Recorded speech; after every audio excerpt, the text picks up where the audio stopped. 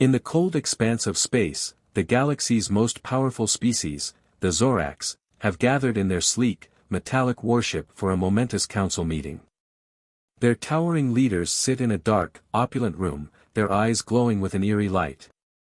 These beings, who have conquered countless civilizations, are amused by one planet, a tiny, insignificant dot in the vast universe, Earth. Their laughter fills the room as they discuss the humans, dismissing them as primitive, a species unworthy of attention. They believe humanity is nothing more than a nuisance, an easy target for their superior technology. Primitive, one of the Zorax commanders sneers, watching Earth on the holographic display. Their most advanced weapon is a few rockets. They're barely more than ants. The Zorax believe their technological supremacy guarantees them victory, and they've already decided Earth's fate. Earth is to be wiped out, its resources harvested, and its people eradicated. There is no need to worry about them. No need to waste time on negotiation. But, as the Zorax boast of their planned attack, something is happening on Earth that even they do not know about. A secret project, hidden away from the public eye, is reaching its final stages. A project that could change everything. A project so advanced, it has the potential to give humanity a fighting chance, something the Zorax never saw coming. Cut to Earth, in a hidden government facility beneath the mountains, a team of scientists works tirelessly in a massive underground lab. They're led by Dr. Marcus Holden, a brilliant, though largely unrecognized scientist. The project they've been developing for years is nearing completion, a Dyson sphere. A colossal structure designed to harness the full energy of the sun itself. With this power, humanity would have access to nearly limitless energy, enough to power entire fleets of ships and defend Earth from any threat. In the lab, Dr. Holden stands at a control panel, his fingers flying over the holographic screens, overseeing the final phase of the Dyson sphere's construction. As he watches the energy levels rise, there's a tense moment where he realizes that they are about to do something no other species in the galaxy has ever done. Something that could alter the balance of power forever. Just as Holden watches the final adjustments unfold, the Zorax fleet approaches Earth's solar system. Their ships are enormous, black, and terrifying, each one brimming with advanced weaponry. The Zorax begin their preparations to strike, confident that their power will overwhelm any resistance. They've seen Earth's primitive technology, and they think nothing could possibly stand in their way. Earth's fate seems sealed. But just as the Zorax ships enter the solar system, Earth's military receives an encrypted transmission. It's a warning. A signal from the project team. A single line of text appears on the screen: the Dyson sphere is active. The Zorax laugh it off, convinced that this is nothing more than a desperate attempt to resist. They ignore the signal and continue their approach, preparing to destroy Earth's defenses. They believe humanity is simply trying to delay the inevitable. However, as the Zorax fleet advances, the camera shifts to a breathtaking view of the sun. In the distance, dark, metal structures begin to appear, gradually forming into a massive, circular network around the sun. It's the Dyson sphere.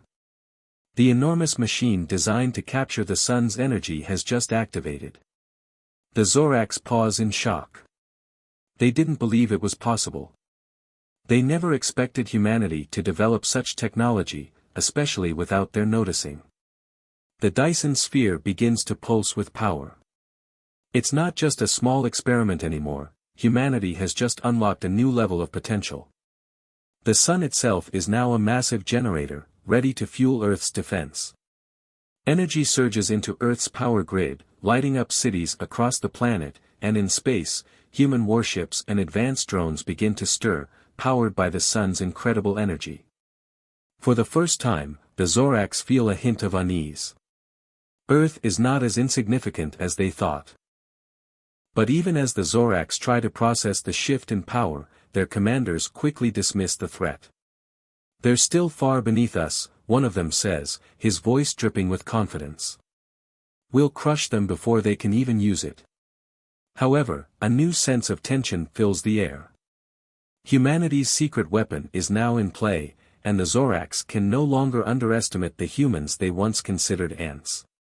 Something is changing, and it's only a matter of time before the Zoracs realize the full scale of what they've just unleashed.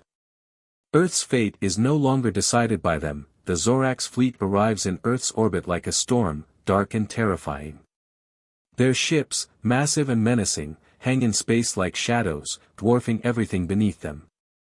The fleet is led by dreadnoughts, enormous warships equipped with weapons that could wipe out entire cities with a single shot. Alongside them are hundreds of AI-driven drones, highly advanced machines programmed for one purpose: destruction. The Zoracs broadcast a chilling message across the galaxy, their voices booming through the airwaves. Earth's defiance will not be tolerated. All lesser species must be eliminated. Your extinction is imminent. The broadcast sends a ripple of fear through humanity, but it's clear that the Zoracs are not simply making threats, they're preparing for the total destruction of Earth. The humans on the ground are left in disbelief, struggling to grasp the scale of the threat. But while they know they must fight, they also know they are vastly outmatched. Dr. Marcus Holden, along with his team of scientists, watches from a secret underground facility, their hearts heavy with the realization that the Dyson sphere, although an incredible achievement, is only the first phase of their plan. It's not enough to defend Earth yet. The power of the Dyson sphere is growing, but it needs time they simply don't have. We've only just begun, Dr. Holden says grimly. The full weaponized potential of the Dyson sphere will take days, maybe weeks to activate. We don't have that kind of time. The team gathers around, faces determined. They know that if they do nothing, the Zoracs will destroy Earth and everyone they love. The decision is clear: they must use the nascent energy of the Dyson sphere to strike back. It's not perfect, but it's all they have. With a mix of fear and resolve, Dr. Holden orders the activation of a powerful, experimental energy beam, fueled by the first phase of the Dyson sphere. The beam isn't strong enough to take down the Zoracs fleet, but it will give them a fighting chance, if it works. As the first Zoracs assault wave descends on Earth, chaos erupts. The Zoracs unleash a brutal barrage of laser fire and missiles, leveling entire cities in an instant. The human defense forces fight back with everything they've got: fighters, drones, and missiles, desperately trying to slow down the Zoracs' advance. The Dyson sphere provides them with energy, but their forces are still no match for the Zoracs' overwhelming power. In the heat of battle, one of Earth's greatest leaders, Admiral Bonner, takes charge of a final desperate mission to defend Earth's capital. He leads a squadron of ships toward the Zoracs' dreadnoughts, fully aware of the danger they face. His goal is to buy enough time for Dr. Holden and his team to complete the Dyson sphere's activation. As Bonner's ship moves in, enemy fire rips through his fleet. Bonner's own ship is hit hard, and it quickly becomes clear that he won't make it out. In his final moments, Bonner sends a personal message to Dr. Holden, his voice shaking but filled with determination. "Do not let them win, Dr. Holden. The future of Earth depends on you. Don't let my death be in vain." Bonner's ship is destroyed, and the message cuts out. The loss of Bonner hits Holden hard. It's no longer just about science and technology, it's personal. The team knows they can't let Bonner's sacrifice go to waste. His death becomes their rallying cry, fueling their determination to finish what they've started and push forward, no matter the cost. As the Zoracs continue their assault, the world watches in fear. But in the shadows, humanity begins to turn the tide. The energy from the Dyson sphere begins to power human forces, unlocking new capabilities. Drones armed with advanced weaponry rise from the Earth's surface. Despite the overwhelming power of the Zoracs, humanity is fighting back with everything they have. The Zoracs, so confident in their victory, begin to realize that Earth is not going down without a fight. And with each passing moment, as the Dyson sphere powers up, the humans grow stronger. The stage is set for a showdown unlike any the galaxy has ever seen. As Dr. Holden looks out at the sky, filled with the wreckage of battle, he makes a vow to himself and to Bonner's memory: Earth will survive.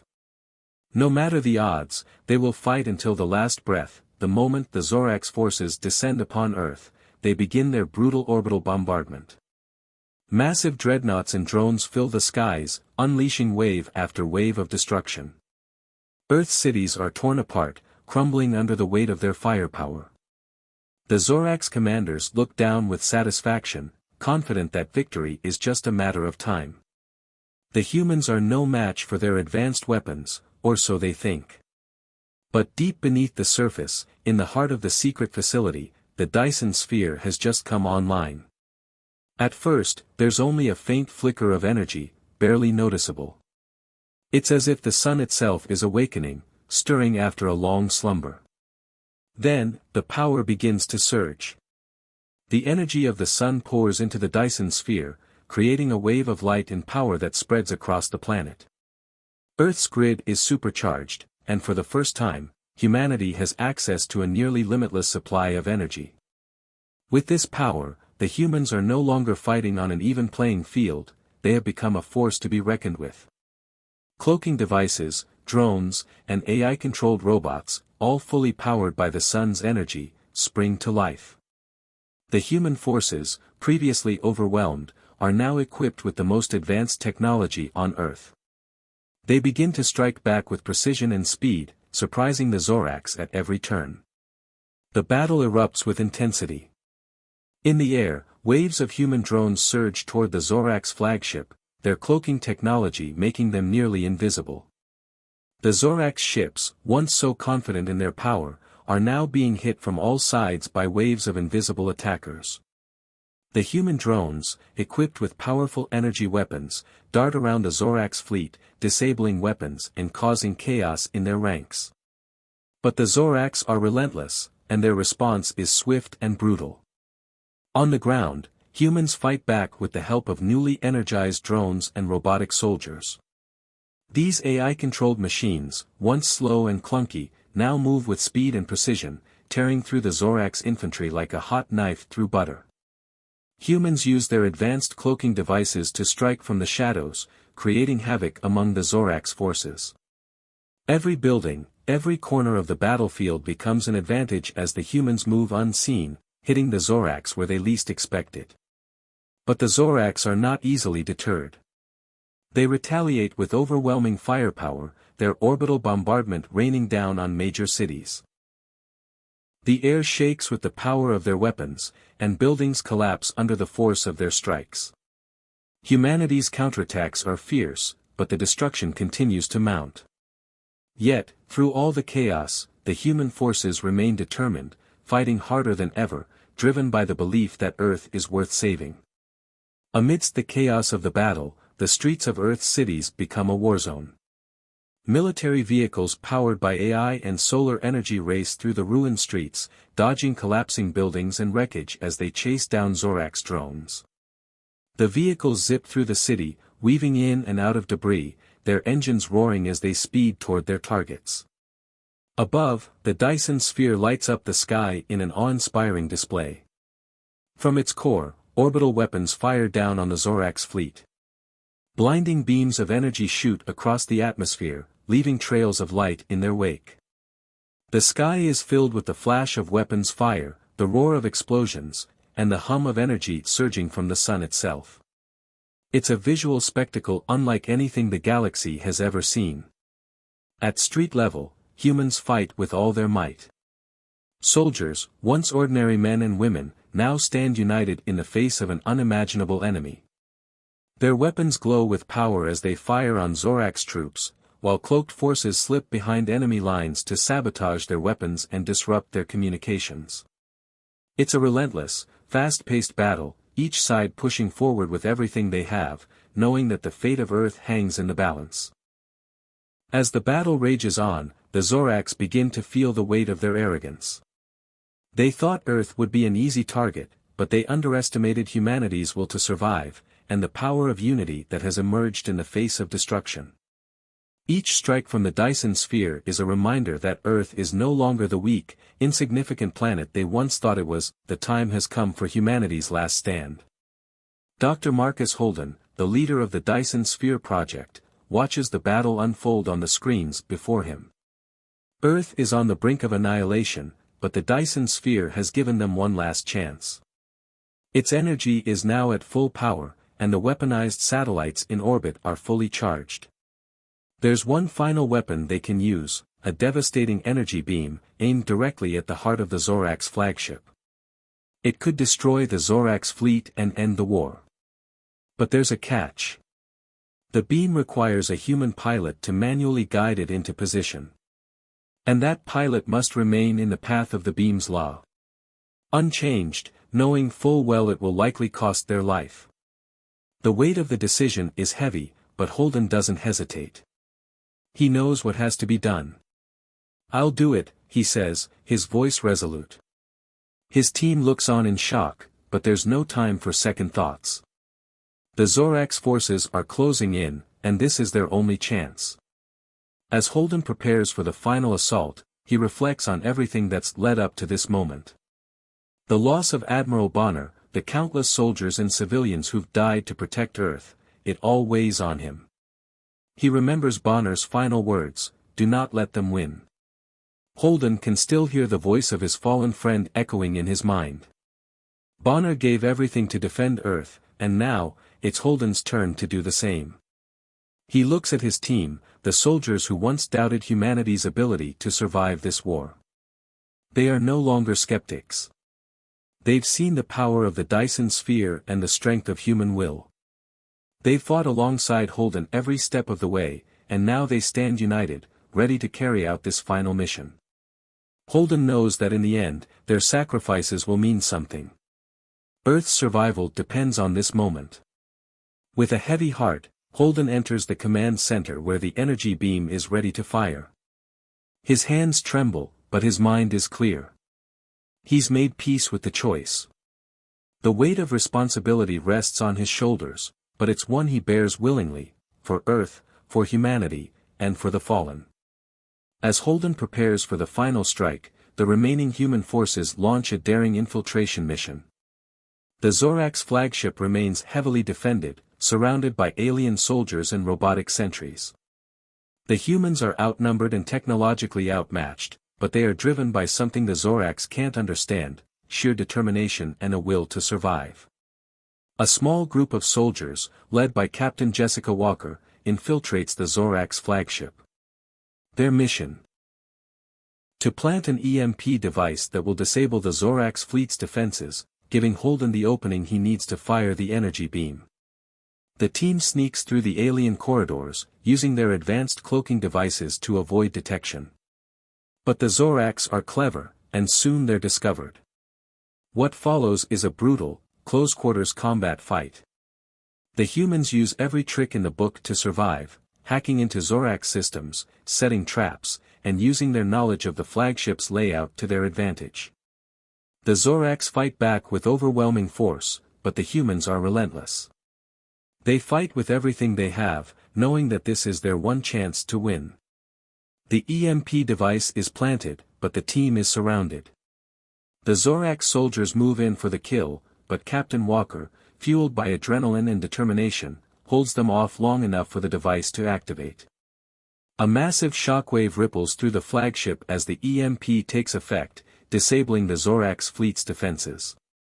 With the EMP successfully deployed, the humans make a daring escape, racing back to the safety of their own lines. The Zorax fleet is now vulnerable, and Holden, waiting for his moment, knows that it's time to fire. Back in the command center, Holden takes a deep breath and looks at the countdown timer. He's ready. He launches the energy beam, directing its destructive power at the heart of the Zorax flagship. The beam cuts through space like a blade, bright and unyielding. Time seems to slow as the beam travels, heading toward its target. In the final moments, as the Zorax flagship is destroyed in a massive explosion, Holden's thoughts turn to the people he's lost and the ones who will survive. This is the end of the war. Earth has won. The final strike from the Dyson Sphere hits the Zorax flagship with unimaginable force. The beam, guided by Holden's sacrifice, tears through the heart of the enemy fleet, causing a massive explosion that ripples through space. The Zorax ships, once so confident in their superiority, are thrown into chaos. Without their flagship to lead them, their fleet begins to disintegrate. The survivors retreat, their confidence shattered. Earth has survived. But the victory comes at a steep price. The cost of the war is felt deeply across the planet. Entire cities have been leveled, and countless lives have been lost. Admiral Bonner and many others gave their lives to secure this future. Humanity's survival wasn't guaranteed, but they fought with everything they had. The cost of their victory is not forgotten. The human race now stands on the edge of a new era. They are no longer the insignificant species the galaxy once saw them as. The Zorax are gone, but the lessons they learned through this struggle will stay with humanity forever. Earth has earned its place among the stars, not through overwhelming strength, but through resilience, unity, and the willingness to fight for survival. In the days following the battle, Earth's survivors gather to honor those who gave their lives. It's a quiet moment, filled with sorrow and pride. A memorial is held for the fallen heroes, with Dr. Marcus Holden standing at the forefront. His sacrifice, along with the sacrifices of countless soldiers, will never be forgotten. Holden, though physically alive, feels the weight of those losses more than anyone. He had led them into battle, but it was their collective strength and courage that won the war. Earth's victory was not his alone, it belonged to all those who stood up against the Zorax. The memorial is simple, but powerful. The names of the fallen are read aloud, their memories preserved for future generations. In the silence that follows, the survivors reflect on the true cost of war. Earth has proven its worth, but the scars left behind are a reminder of how fragile their existence can be. As Earth begins to rebuild, the galaxy watches. No longer can the once mighty Zorax laugh at Earth's insignificance. The power of the Dyson sphere, the energy harnessed from the sun itself, has shown the galaxy that humanity is not to be underestimated. The war is over, but its echoes will reverberate for centuries to come. Earth's place in the cosmos has been secured, not through force, but through ingenuity and the will to survive. As Earth begins the long road to recovery, there is a sense of hope in the air. The Dyson sphere is fully operational, and humanity now has the power to explore the stars. For the first time in history, Earth is no longer limited by the constraints of its home planet. The future is bright, and the possibilities are endless. But just as the survivors begin to rebuild, a new threat looms on the horizon. A dark figure watches from afar, observing Earth's newfound power. In the vastness of space, beyond the reach of the Dyson sphere's energy, an even more powerful force stirs. The Zorax may have been defeated, but they were just the beginning. The final scene shows the Dyson sphere, its massive structures glowing brightly against the dark backdrop of space. But in the distance, a fleet of ships, even larger and more advanced than the Zorax, emerges from the shadows. This new enemy is unlike anything humanity has faced before. The battle for survival is far from over. The future of Earth hangs in the balance, and the question remains, will humanity be able to rise to the challenge once again, or will this new enemy prove to be too much?